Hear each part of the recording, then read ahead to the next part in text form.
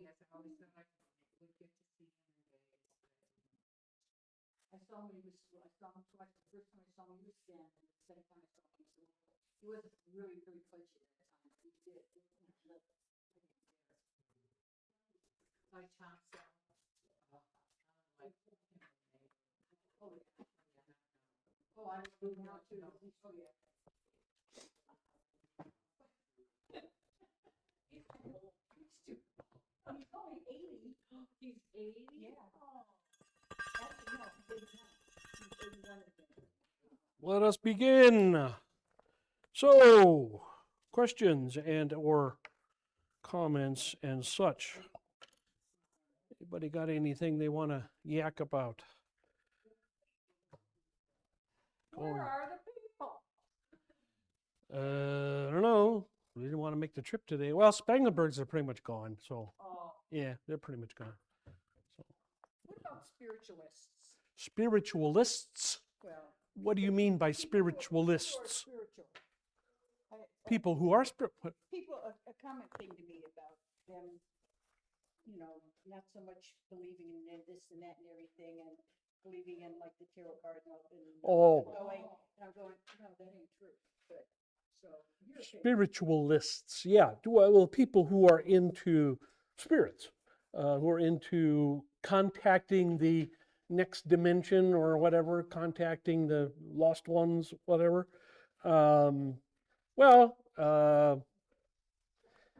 They are demonic, satanic, for lack of a better word, whether they know it or not. Some do, some don't.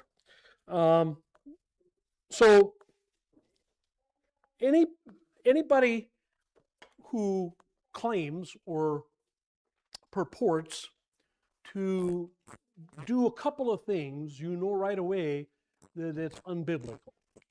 Okay? So somebody who says they can contact the dead, okay? That's not possible. Once we're out of this world, we're out of this world.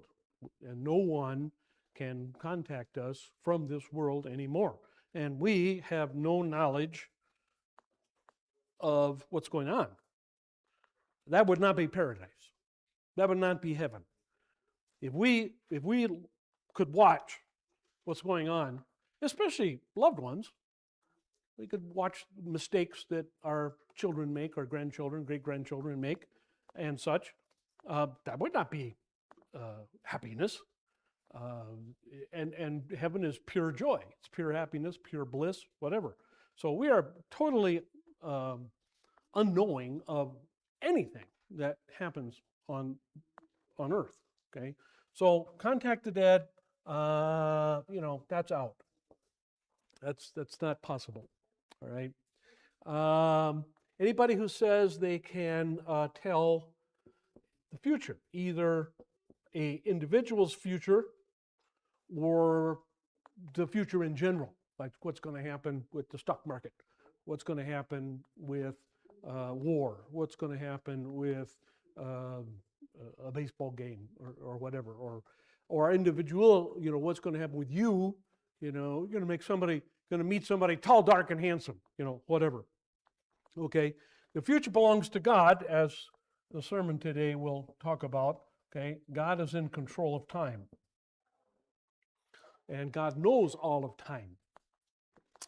The past, the present, and the future are all happening, what we would call past, present, future, as all present for God.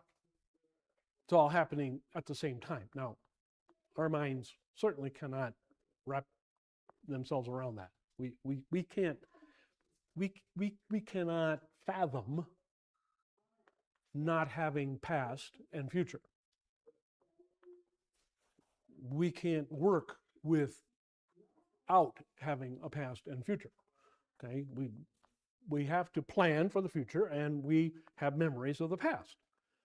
That's not true with God. Everything's always the same time with him. Therefore, he knows everything. He sees all of time as one constant, if you will. All right. So God is in control of time, and no one can tell the future, right? So contacting dead people, or for that matter, talking about where that dead person is, heaven or hell even. We don't even know that. I mean, at funerals, I usually say of a believer, they're in heaven. That's just giving them the benefit of the doubt. I don't actually know that. If somebody would challenge me, if they would say, how do you know that for sure? I would have to say, I don't. I think it's a fair assumption. It's a fair prediction, if you will. But I'm not trying to foretell the future. I'm not trying to say that what I believe or what I think has any effect on the eternal destination of somebody. That's not what I'm doing. What I'm doing is I'm judging by their faith. I'm judging by the fact that they practice their faith. I'm judging by the fact of things they maybe told me about what they believe, and so on and so forth. And so at a funeral, if I say that, if I say, George or Frank, we rejoice that they're in heaven, that's a prediction, if you will, or a presumption. It's a presumption, but it's a presumption based on evidence.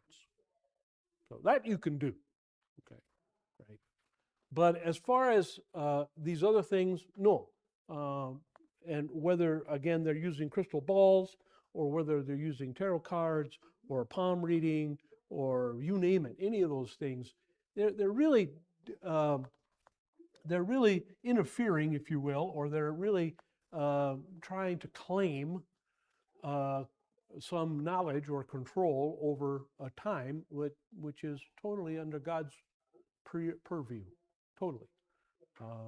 Human beings cannot foretell the future at all, in any way, shape, or form, right? Now, again, we can predict if we want to.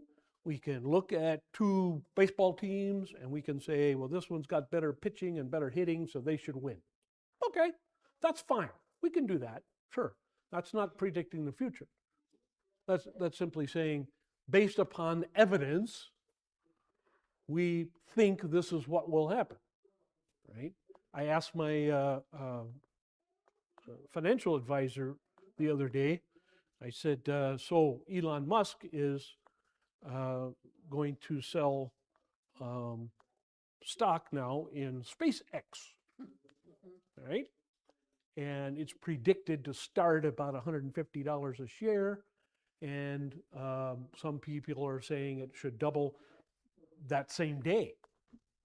Okay, so if you get in on the ground floor, okay, if you buy $10,000 worth, okay, at 6 o'clock in the morning or whatever, when it opens at 9, I think, stock market. So anyway, you buy 10,000 shares or $10,000 worth, then by 5 o'clock, you should have $20,000, supposedly, all right? So I asked her, I said, maybe we should get in on this. Maybe it's a good deal, right? I got an automated message back, I'm on vacation, I'll think about it later. Yeah, I agree. I'll talk about it later. Yeah.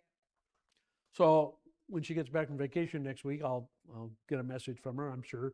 Knowing her, she will probably say, nah, I don't believe. She's very, very conservative. She doesn't like to try new things.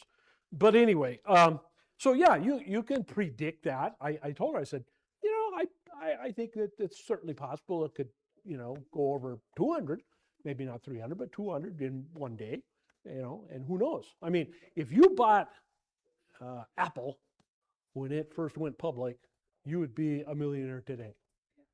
No two ways about it. If you bought Microsoft, if you bought Intel, if you bought any of those things back in the day when they first started out, and bought, 100 shares or 200 shares or 1,000 shares or whatever, you would be a millionaire many times over today, all right?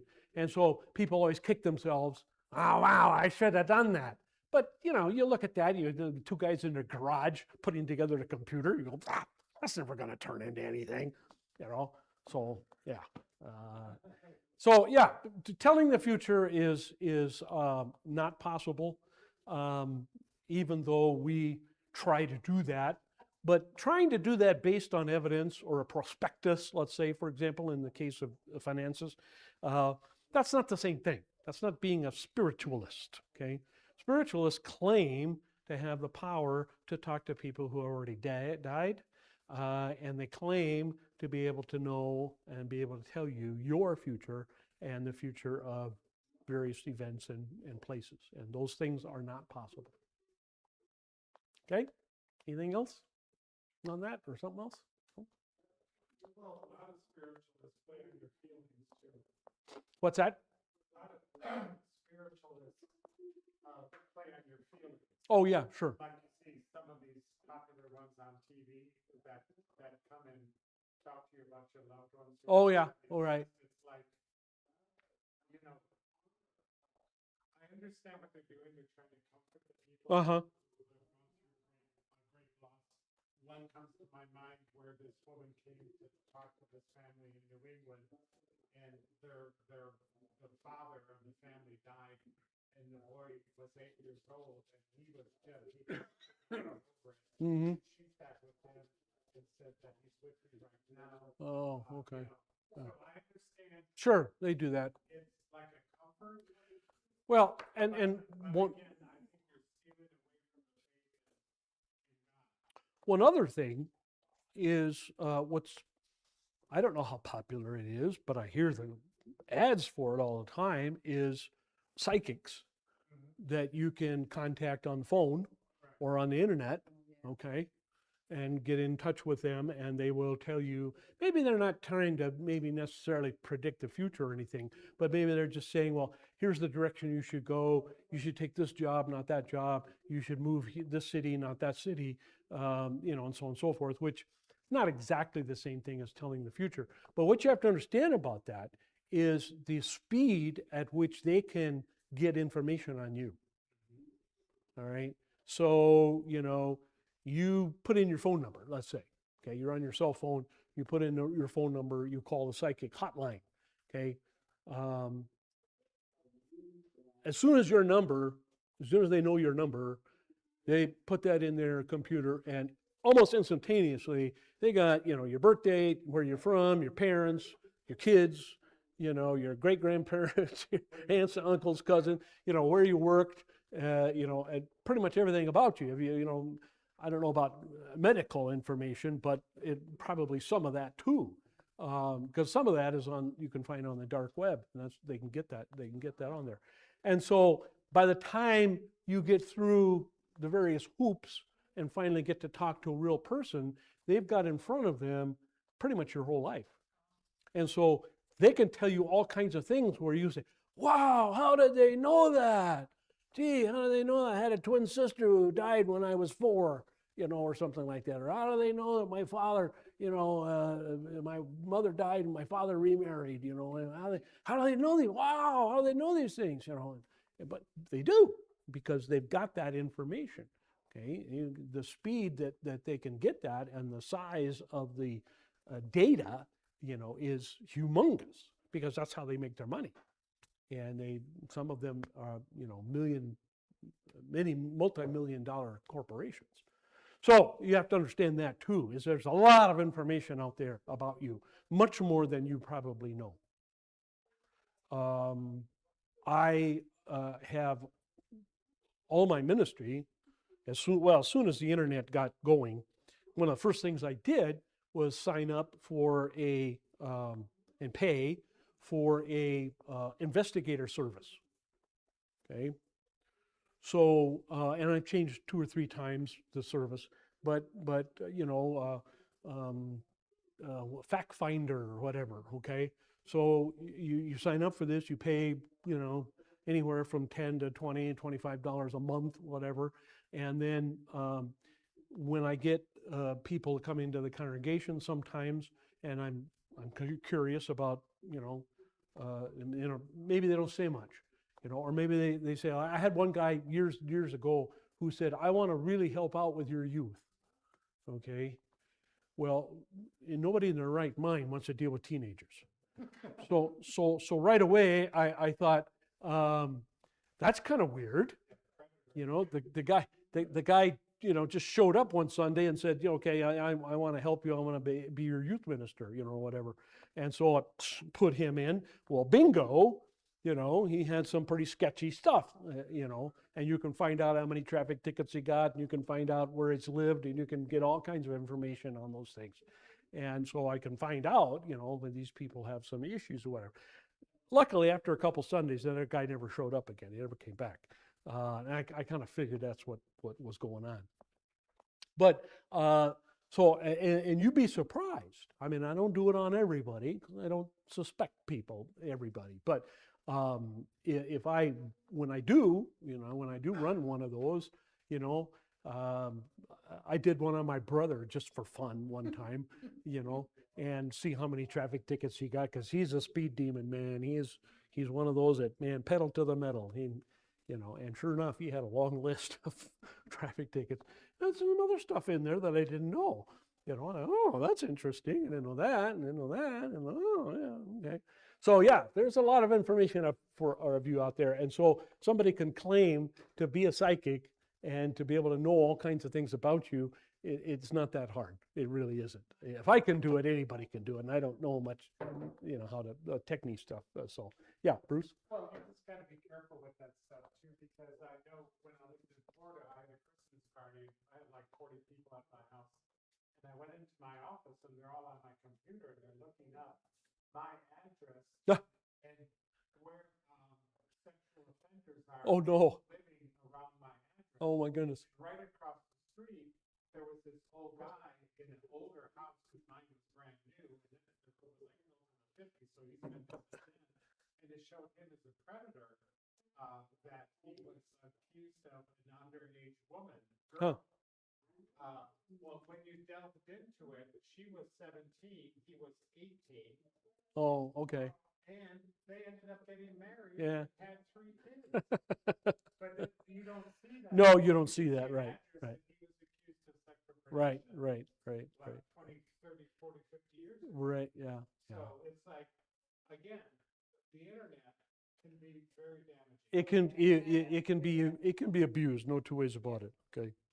All right. Let us move on. We are in chapter 12 of the book of Revelation, and we are moving through the beasts. We're getting close to the beasts here. Where right now we're still talking a little bit about the war in heaven, and we want to read 10 to 12, and then look at the notes on that. So verses 10 to 12, chapter 12. I heard a loud voice in heaven saying, "Now the salvation and power and kingdom of our God and the authority of his Christ have come. For the accuser of our brethren has been thrown down, he who accuses them before our God day and night." Now, 2 things here real quick before we look at the notes. When it says that the authority and power and whatever of God have come, that does not mean that it was not there before. It's not something that God has gained. It's not some way that God has changed. All right. What it means is that when the plan of salvation is revealed, then people actually see. It is like, okay, when you're in Egypt, for example, you're an Israelite and you're a Jew in Egypt, and you're living under the Pharaoh, you're living under slavery. And there's going to be 400 and some odd years between the time that Joseph went in and the time that Moses leads them out. So let's say you're 200 years in there. People are living 40, 50 years, maybe 60 if you're lucky. So, your father, your grandfather, your great-grandfather, your great-grandfather have come and gone, right? You are still, and the slavery is getting worse every year. Every Pharaoh seems to be making things even worse. You can say, well, God is still ruling, God is in control, God has all glory, has all power, has all authority, but you're not experiencing it. You're not seeing it. And you will die, and your son and his son and his son and his son will die, live and die before Moses comes and before the Exodus happens, right? So all of those people can say, and they can pray to the God of Abraham, Isaac, and Jacob, and they can say, we know you rule all things. You are the God of the universe. You are the creator of all things. You can say that and believe it, hopefully, and all that, but you don't see it. And so when you read something like this that says the power and the authority of God have come, it's not something new for God. God is always in control. God is always in authority. God has all power all the time. 24 hours, 7 days a week, 365 days a year. Because again, he's not in time anyway. So God is always there. But the thing is, like with the Exodus, you didn't see it until it happened. With the coming of the Messiah, you didn't see it till it happened, and so on and so forth. And so that's what that means. It means it's come to us. It's come in our sight. It's come in our hearing. We now have the full picture. All right. The other thing is the accuser has been thrown down. Okay. Again, that took place in eternity. The rebellion of Satan against God took place in heaven or in eternity. It did not take place on earth. It did not take place in time. So for John here to express that in time sense has been thrown down is really not, it's a non sequitur. It does not compute. You can say he's always been thrown down. He's been thrown down since the original rebellion. But you can also say in time he was thrown down when Christ died on the cross to pay for the sins of the world. Or you can say he was thrown down when Christ came alive in the tomb and was resurrected. Okay? You can say he's thrown down every time a person comes to faith. All right? I mean, you could say that in time, but understand that it happens in eternity. And so to say it's already happened is not really accurate. Because already is a word of time. Okay? So again, whenever we're hearing these words, past tense, will happen, future tense, is happening, okay, understand that as far as God is concerned, it's all one event, really. It's all one time going on. And they overcame him, again, past tense, they overcame him, that is the accuser, because of the blood of the Lamb and because of the word of their testimony. Now again, believers have no ability in innate power over Satan, all right, as human beings. Christ does, and through him we do, yes. But we're certainly, Satan is certainly not going to be thrown down or to be cast away or whatever because of something we do. It's all because of what Christ did. And so the word of our testimony, you could include or you could add the word of our testimony about him, that is about Jesus. Okay? So the word of our testimony is not the active agent. The active agent is Christ. So the word of our testimony about him, right? In other words, what we say about him defeats him, because what we say about Jesus to Christ, to the devil, or about the devil, is what defeats him. Okay? And they did not love their life even faced with death. This is talking, of course, about the martyrs. Now, when John is writing this, there's been some persecution. There was, of course, the persecution during the time of Nero. There was a couple other local persecutions. But at the time of John, the persecutions weren't really empire-wide yet. They wouldn't be empire-wide until you get another 100 years or so going. another 100 years into the future, and certainly 200 years in the future. Okay? Typically in history, what you often find, that phrase that people use a lot of times, they say it's darkest before the dawn, that's very, very true in history. Okay? We're talking a lot about 250th anniversary of the United States. Okay. Let's look at the Revolutionary War, for example.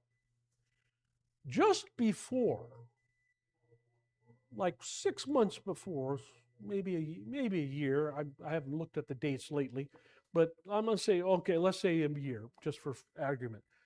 The war in the South, that is the Southern colonies, okay? The war in the North was a stalemate.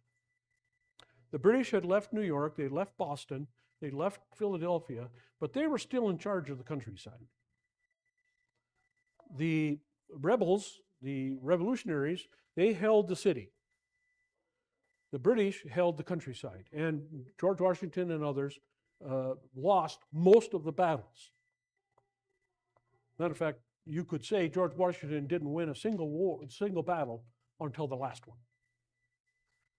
So the war in the North, that is everything north of Mason-Dixon line, so Pennsylvania and north, okay, was a stalemate. Nobody was winning anything. And the British ships were keeping the American ships bottled up. The war in the South was going very badly for the rebels, for the revolutionaries, very badly.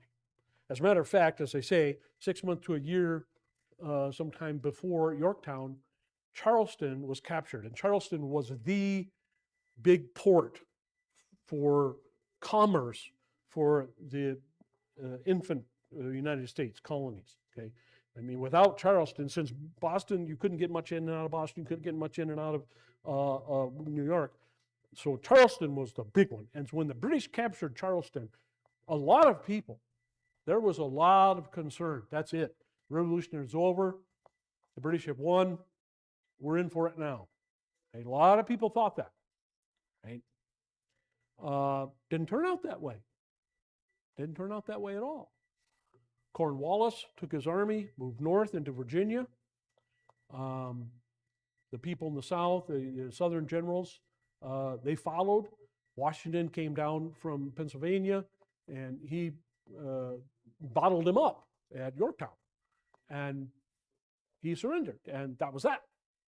And so right before Yorktown, right before the surrender of the British at Yorktown, many people, you read editorials from the newspapers in those days, many people were planning, well, what do we do now when the British come back and take over? Then what do we do? Okay. The same is true of numerous wars and numerous other occasions, whether it's a plague or a flood or fire, forest fire or whatever. Very often looks bad. So in the case of the persecutions got worse and worse and worse and worse and worse until you get around 300. They're the worst of all. The persecution of Diocletian, Emperor Diocletian, around 300, 303, 305, in those areas, okay, was by far the worst persecution against Christians in the entire history of the persecutions. Okay, so they started in 60. Okay, think about that for a minute. You know, I don't think people realize these persecutions were not just a few 10 years. Okay, so AD 60 with Nero. Okay, that's when the persecutions really start. Okay, and again, they were sporadic constantly, but they weren't empire-wide until you get around 200. Okay, then some of them get to be empire-wide, where edicts go out from Rome, you know, kill all Christians or take all Bible, burn all Bibles, that kind of thing. And then you get to 300, and that was the worst. Okay, the worst persecution was around 300 to 310 maybe, 312 even. So for about 10 years, I mean, if you were a Christian, man, you were in trouble. You did not want anybody to find that out, because if they did, you were getting thrown to the lions or burned at the stake or worse. It was bad. I mean, it was really bad. All right. And then it was 313 when Constantine made Christianity legal. Stopped the persecutions. Okay. So from 60 to 313. That's a long time. That's longer than we're celebrating the history of our country, 250 years. So think about that. Think about going all the way back to 1776. And from 1776 to now is constant anti-Christian persecution. Deadly. To be known as a believer in Jesus Christ, as God, would get you killed. For all that time, from 1776 till now. Think about that.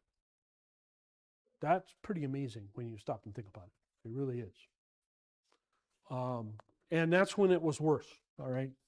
So when John is saying this, that people have died already, by the time he's writing this, and he's writing this about 90, give or take, AD 90, 30 years after Nero. So he's talking about Nero, certainly, but he's also talking about some other persecutions that were localized, okay? But imagine if you're a Christian, and now the book of Revelation has been copied many, many times, and almost churches have one, or congregations have one that are meeting. Okay? You can't have a church building, so you're not meeting in a building, you're meeting in people's houses or catacombs or whatever. And when you're reading this, they did not love their life even when they faced death. That means a lot to you. That is everything to you, because you see that going on around you right now, right then, right? So, and you see this as part of the defeat of Satan. Verse 12, and for this reason rejoice, O heavens, and you dwell in them. Woe to the earth and the sea, because the devil has come down to you, having great wrath, knowing that he has only a short time. All right, so this is a warning. Okay? The devil has been thrown out of heaven, and so he spends his time on earth. And he spends his time harassing believers. He doesn't have to harass unbelievers. There's no need for him to bother unbelievers. I remind people of this all the time. People who have been out of church or have never been in church, and people who come to faith, okay, or come back to faith. I tell them, look out. You got a big target on your back now. Okay? You got a big target on your back. Okay? And Satan is coming after you full bore. Before, you thought you had problems. You didn't have any problems. Your problems were nothing. Now, you're going to have problems. You're going to have problems. And I can't tell you how often I've seen it. I cannot even begin to count the number of times I have seen people finish the adult instruction course or join the congregation or be confirmed or whatever you want to say, or be baptized, whatever, and come into the church and whatever, and their lives completely fall apart. It's exactly the opposite of what Joel Osteen preaches. He says, oh yeah, you come to Jesus, you'll be prosperous and happy and rich and all this kind of stuff, okay? I've seen exactly the opposite. Exactly the opposite. And people will come back to me, after I bring them into the congregation, and they're here for Sunday for a while, and I don't see them for a while. And I call them up and I say, hey, what's going on? Are you okay? What's happening? Whatever. Ever since I joined your church, my life has been turned upside down. And I have had just one problem after I've been out of the hospital. You know, my uncle died, or my grandfather passed away, or this happened, or that happened, or I got hit by a car, or, you know, my car got totaled, or, you know, whatever it is, and I lost my job. And it's been bam, bam, bam, bam, bam. And I said, well, remember, I did tell you that. I did warn you to be prepared. Okay? Because the devil's coming after you. Well, why doesn't God stop him? I said, I'm not God. I can't tell you that. I wish I could. And there's always a few. there's always a few that you know that doesn't happen to. There's always a few. Somebody comes into the church, you know, and their lives go swimmingly, and they're fine, and no problems and whatever. And person A and person B. Person A comes into the church, whatever, and they have disaster one after one, and person B, everything's fine. And I can't tell you the difference. I can't, well, this one has better faith or stronger faith, or they know their Bible better, or no. Sometimes it's just the opposite. I cannot, there's no common denominator between the two groups that I have ever found. And so therefore I can't predict based on going through classes with this person or answering this person's questions or whatever. I cannot predict who's going to have a rough time and who's not. So I tell them all the same thing. I tell them all. And sometimes they'll say to me, gee, Pastor, I've kind of been waiting for Satan to come after me, and everything's just fine, hunky-dunky. And I'm, well, good for you. You know? I wouldn't say that if I were you too loud. Okay. And the other person comes back and says, man, that's just been blasted like crazy. What's going on? You know? So I tell everybody the same thing. Yeah, Bruce? Well, I don't think anybody's more blessed than anybody else. I think it's how you handle things that come your way. Because some people immediately, why is this happening to me? Mm-hmm. I read my Bible, I do this, why am I being punished? Right. Other Right. people go, it's another challenge. Right. You hit it, Right. you deal with it, and you move forward. Right. You put on your big boy pants and you move forward. Yeah. So I don't think anybody's more blessed than anybody else. No.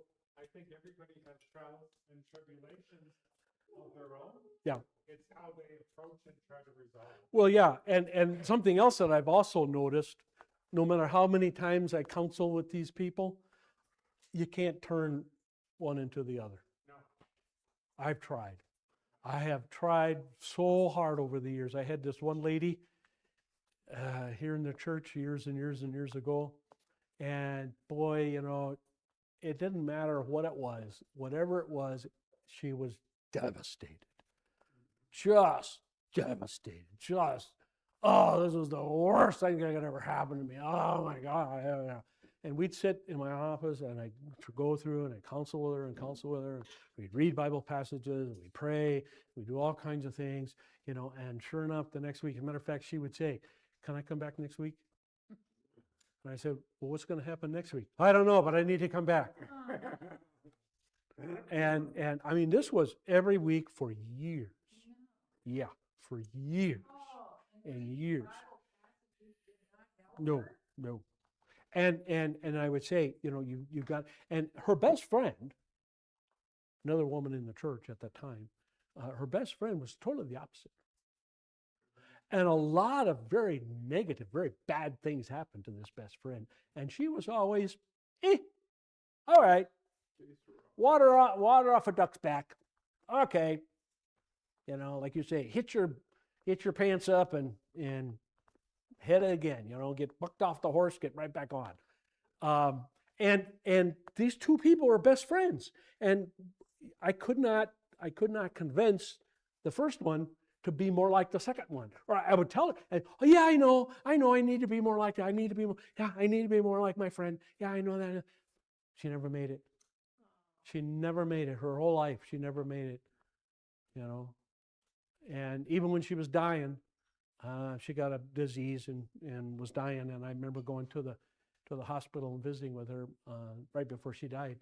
And, you know, I would say, Well, considering all the stuff that you've been through, wouldn't you kind of say this is probably the worst? Oh, I don't know. Probably something worse next week. And anyway, so you can't change one into the other. I've tried. But here's the thing that I see too happen all the time. The one who's real tough and everything sometimes becomes a disaster. They lose. Yeah. I don't see it ever happen the other way. Not that I can think of. I can't think of a single case where somebody who is all anxious all the time, worried, constantly, everything's a disaster, and becomes tough. Well, sin is easy. Well, yeah. But I have seen tough people become just inconsolable. Yeah, because it's easy to throw in the towel. Yeah, I guess so, yeah. So the woe to the earth, that's why we have woe. It's not because of God. It's because of the devil. Now, true, God is in control and he allows a certain amount. He only allows, well, and we know this from St. Paul's writings, he only allows what we can handle. Now, what the big question, of course, and the problem with a lot of people is there's a huge difference between what God knows that we can handle and what we think we can handle. Huge difference, gigantic difference. And people don't seem to get that very often. I tell people that all the time. Well, you told me God will not give me more than I can handle. I can't handle this. And I always say to them, if it's happening to you, you can handle it because God will not give you more than you can handle. Okay? Now, you don't think you can, but the fact that it is happening to you means you can handle it. Yeah, trusting God. There you go. But, it's easier said than done. But, yeah. And the other comment here is it only has a short time. Again, we're talking eternity here. Okay? So what's time compared to eternity? Short. So let's say the world's been around for, let's make it 10,000 years just for fun. Let's say the world's been around, there's been time for 10,000 years.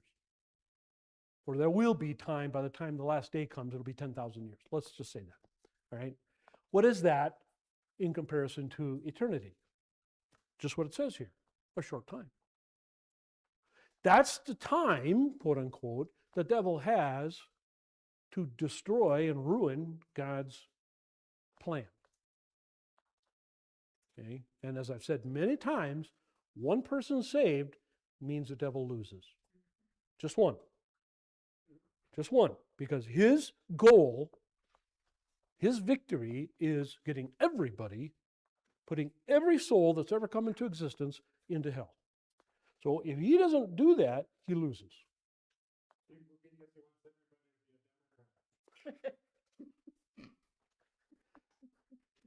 A progressive liberal, yes, whatever. Same as hell, right? Anyway, so that's what a short time means. Okay, let's go back to the notes and finish that before we go further. So verses 10 to 12, the saints in heaven rejoice at this event, for the accuser of our brothers has been thrown down. Indeed, it is the authority of the Christ which provides the reason why Satan is cast out. Christ's authority over Satan is Christ is uncreated. He is 100% God. Satan, as powerful as he is, he's the second most powerful entity in the universe. Always remember that when we talk about battling Satan. The second most powerful. Now, considering how powerful God is, to be the second most powerful is to be very powerful, is to have a lot of abilities. Satan can take on forms. He can make himself and his demons look like anybody. Okay? So he can morph into an angel of light. He can look like the Virgin Mary, whatever she looked like. It's always fascinating how these people always see the visions of Virgin Mary. Say, that's the Virgin Mary. Well, there are no Polaroids of Virgin Mary in existence as far as we know. Not even any paintings. Or people that see Jesus. Oh, that's Jesus. There are no paintings of Jesus either. Okay? Unless you want to count the Shroud of Turin, which is not really a painting. If that's Jesus, and I frankly think it is, then okay, fine. But still, these people who say, yeah, I saw the Virgin Mary, how do they know? Besides which, especially if the Virgin Mary tells you to start, praying about purgatory and praying for indulgences and saying Hail Mary all the time, guess what? That's a demon. So the Virgin of Guadalupe, demon.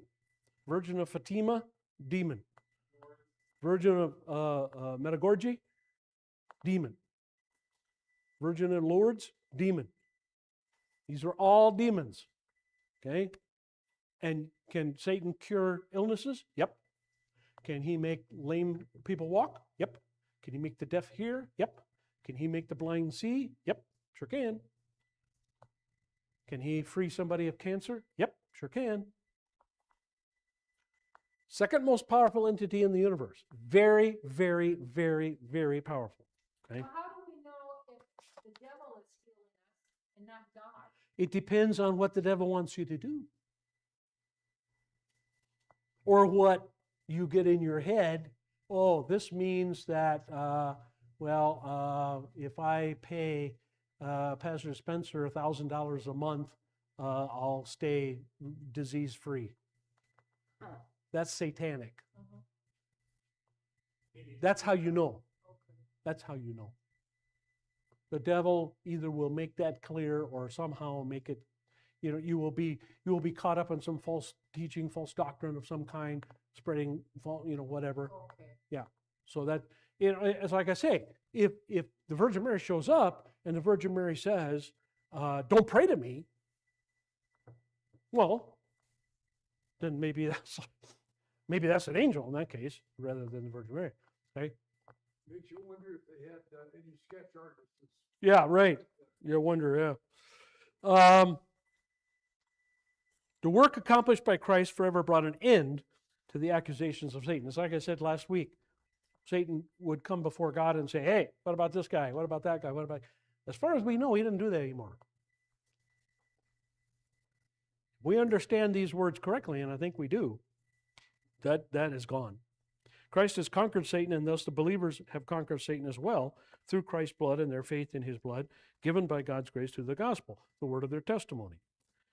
Just as Christ and his forces were able to overcome Satan's power, so all the saints can now overcome his power through the blood of the Lamb. Right? So this is always what defeats Satan. The old trope of, holding up a cross in front of a vampire or whatever like that, that's supposed to defeat him and kill him or whatever. There's a grain of truth in all that. Okay? Dealing with a demon. Luther used to say, and it's kind of interesting to me how easily this has been destroyed by American Lutherans. But Luther used to say, if you are concerned about the devil, if you are concerned about your faith, if you're anxious about anything, he would say, make the sign of the cross, okay? And he would sometimes say, that's all you need to do. You don't need to say anything. You don't need to say anything, because the meaning of that, okay, defeats Satan. The cross, the victory of the cross defeats Satan. Okay?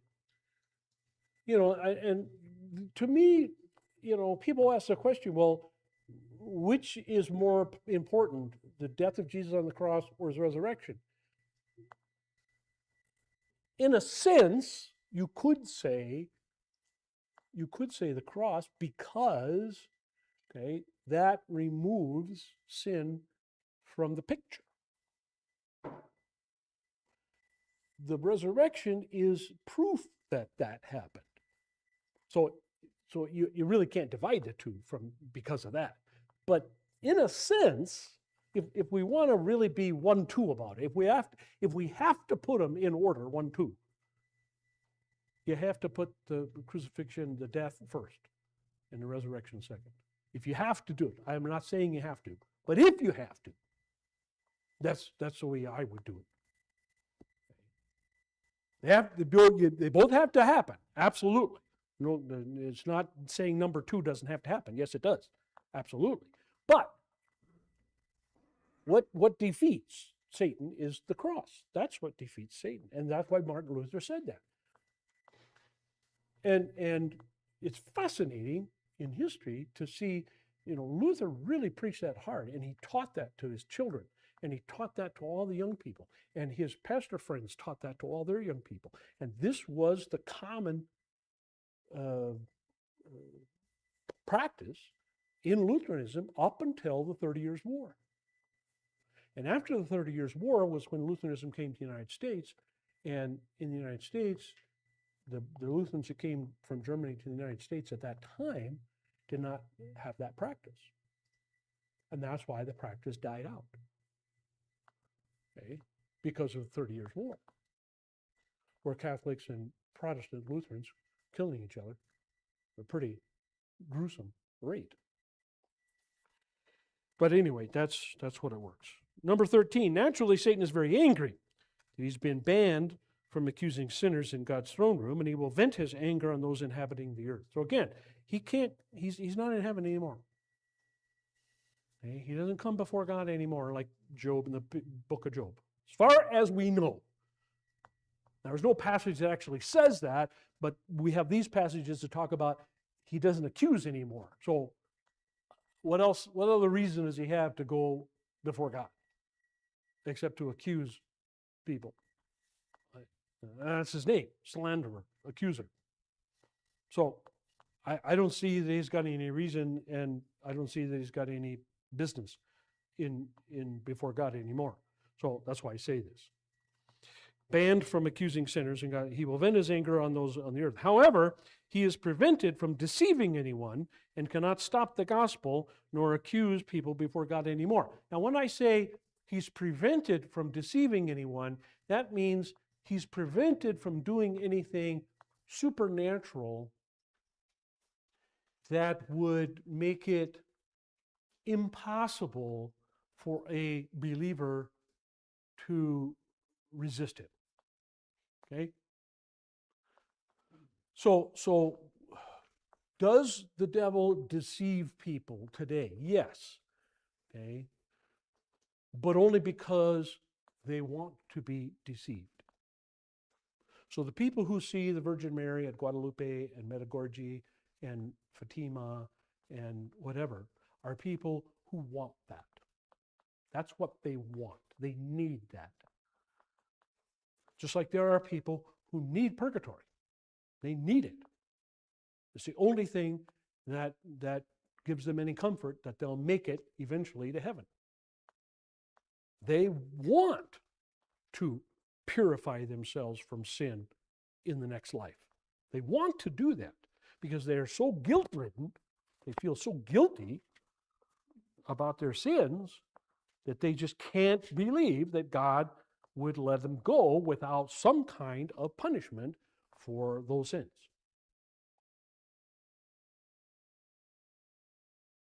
So they have to have it. They have to tie themselves. People ask me this all the time. Why would somebody purposely want to suffer in the next life? Why? I said, because they've convinced themselves that that's absolutely necessary.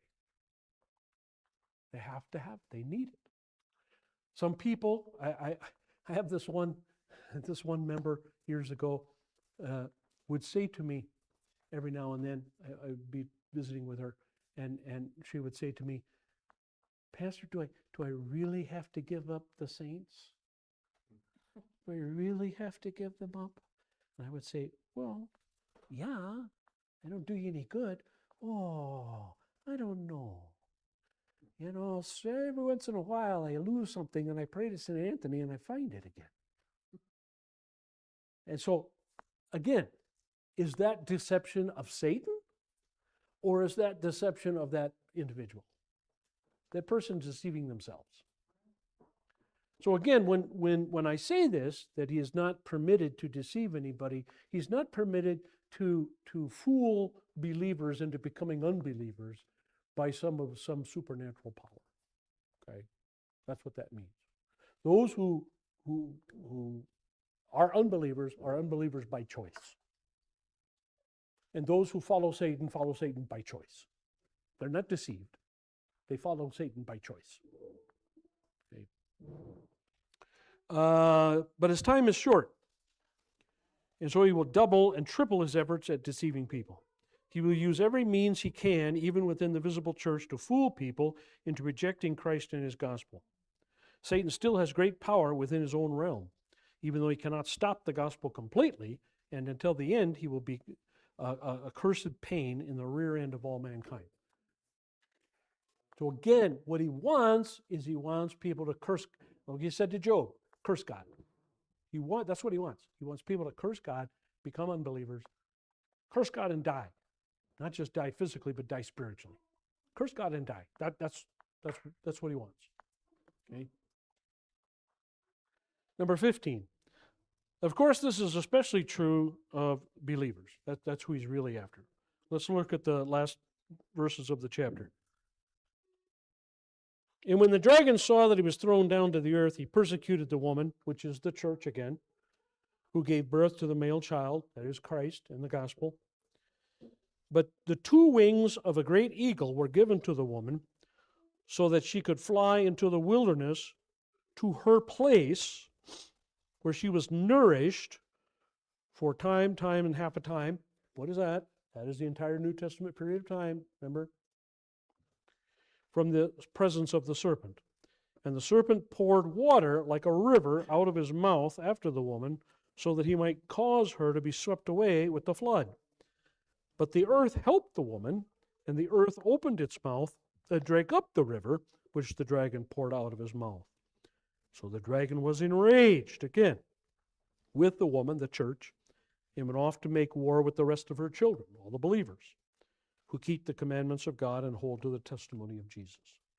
Now, at first glance, you look at these verses and you go, what in the world? This is crazy stuff. Folks, this is one of the simplest ones of all. Of all the visions and all the images we have seen, this one, boy, it just fits like a glove. Huh? Let's look. The woman is given wings, that is divine help, to fly into the wilderness to be protected by God for time and times and half a time, 3.5 years. Once again, the entire New Testament period of time. We cannot say for sure exactly what the significance of 2 wings of a great eagle is. It's help, it's divine help, it's help from God. But exactly what are we talking about? The Bible often uses eagle's wings to represent God's care and concern for his people.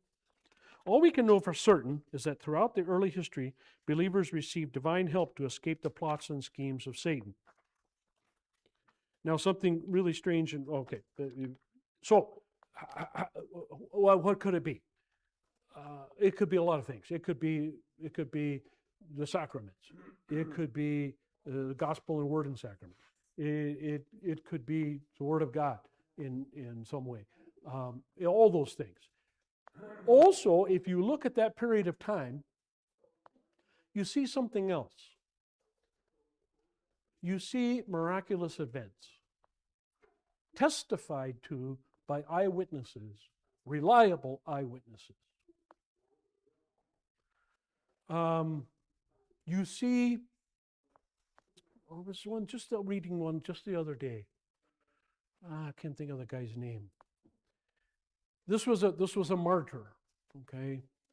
I forget, it was in, I want to say Turkey, someplace around in there, and the guy was preaching, and the government didn't want him preaching, and so they tortured him and tortured him and tortured him, and he, I think, escaped, and then got to a hill and died on this hill, and his allies, his friends, beat back the government forces, whatever, and then they turned around and went back. And as they were heading back to the hill to find the body of their martyr and bury it, whatever, they saw a flashing light.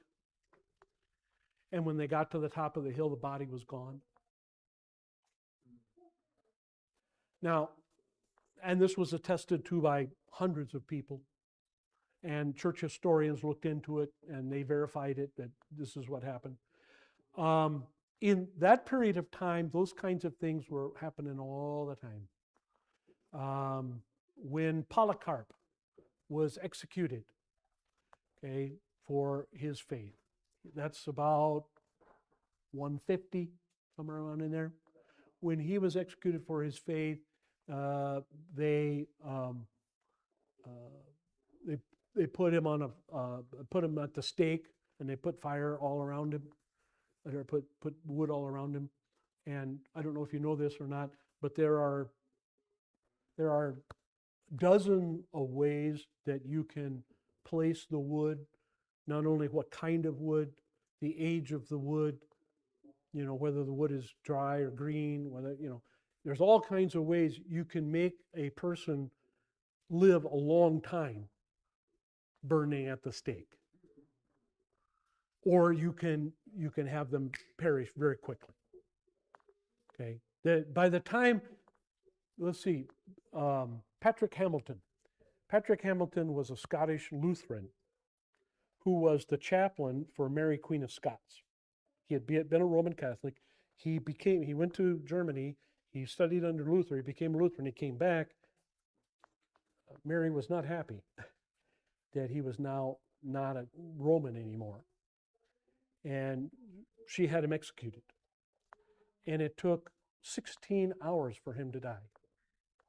16 hours he was burning at the stake. Basically roasted alive. And that was 15 something. Can't remember now. 1553, something like that, 1560s.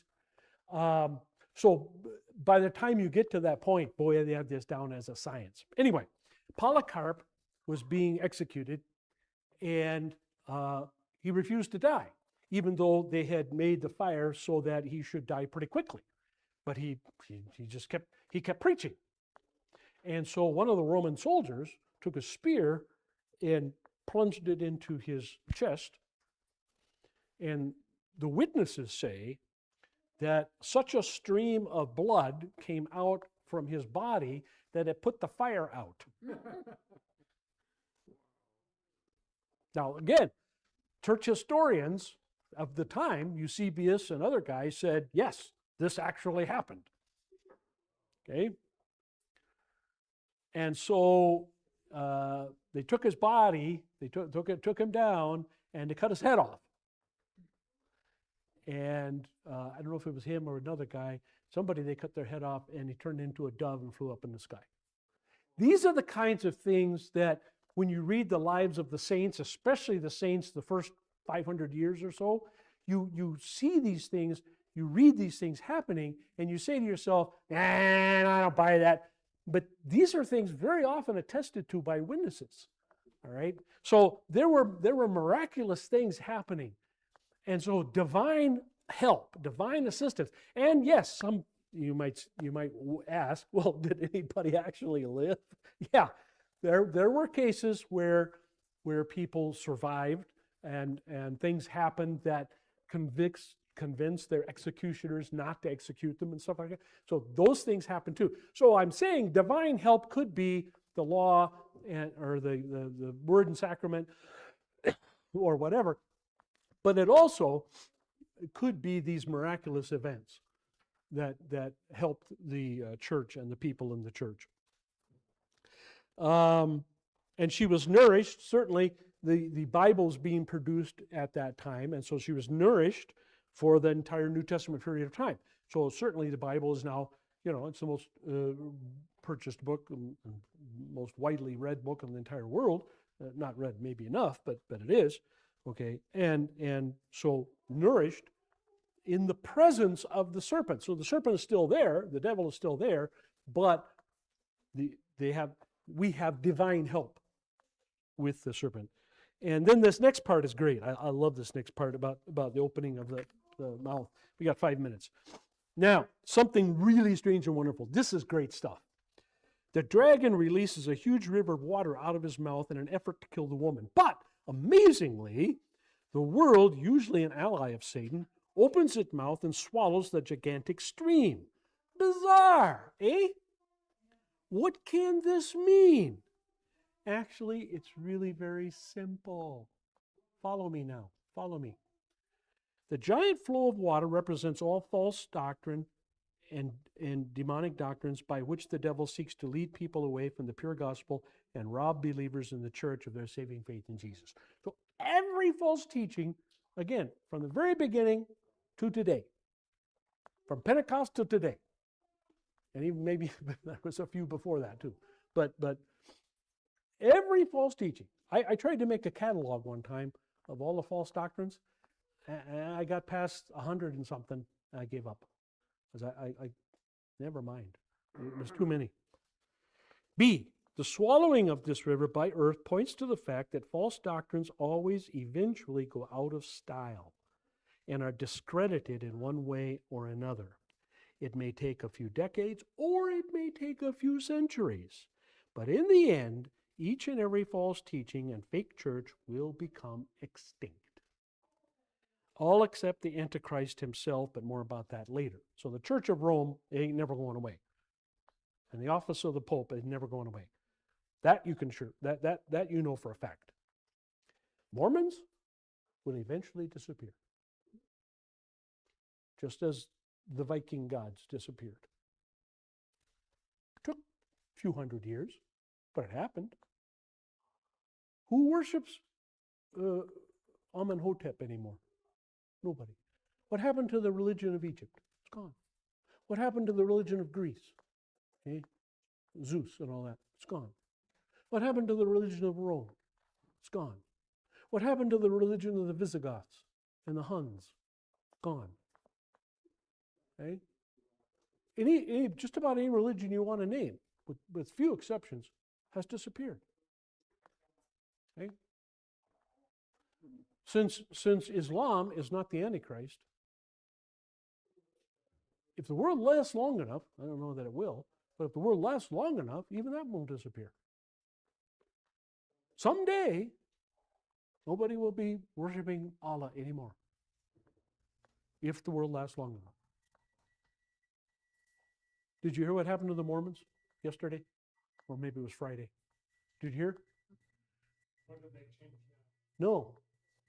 The Secretary of Defense, Hegseth, in the military right now, there were, up till Friday, there were, I believe, 210 religious groups recognized by the United States military. You read about it? Yeah. By tons, yeah. So there were like these 200 religions. You could claim to be, I'm a Hindu, I'm a Sikh, I'm whatever, on some really far out ones, strange ones, all right? And they were all covered in the military chaplain's handbook, and they were all covered, you could claim that as your religion, and you had to be accommodated. There's this rule in the military, religious accommodation. You have to be accommodated. If you go to the base commander here in Fort Huachuca, and you say, I belong to the XYZ religion, and I need an XYZ priest or whatever to come and, teach me or whatever, he has to find some way to do that. That's religious accommodation.